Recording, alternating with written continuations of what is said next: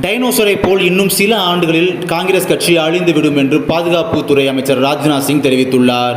உத்தரகாண்டின் கார்வால் அருகே உள்ள கவுச்சர் நகரில் நடைபெற்ற தேர்தல் பிரச்சார பொதுக்கூட்டத்தில் உரையாற்றிய ராஜ்நாத் சிங் கூறியதாவது, காங்கிரசிலிருந்து தலைவர்கள் வெளியேறுவது தொடர்கிறது. ஒருவர் பின் ஒருவராக காங்கிரசிலிருந்து விலகி பாஜகவில் இணைந்துள்ளனர்.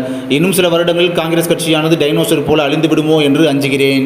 இன்னும் சில வருடங்கள் கழித்து காங்கிரஸ் பெயரை கூறினால் அது யார் என்று குழந்தைகள் கேட்பார்கள். காங்கிரஸ் தலைவர்கள் தினமும் சண்டை போட்டுக் கொள்கிறார்கள்.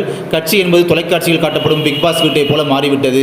தினமும் ஒருவரது ஆடைகளை ஒருவர் கிழித்துக் கொள்கின்றனர். உங்கள் அனைவருக்கும் ஒன்றை நினைவூட்ட விரும்புகிறேன். காங்கிரஸை சேர்ந்தவராக இருந்தாலும் சரி, வேறு கட்சியை சேர்ந்தவராக இருந்தாலும் சரி, எந்த பிரதமரையும் நான் விமர்சிப்பதில்லை. ஆனால் பிரதமராக இருந்த ராஜீவ் காந்தி நான் 100 பைசா அனுப்பினால் மக்களுக்கு வெறும் 14 பைசா மட்டுமே சென்றடைகிறது என உண்மையை ஒப்புக்கொண்டார். உண்மையில் இது ஒரு மிகப்பெரிய சவால்.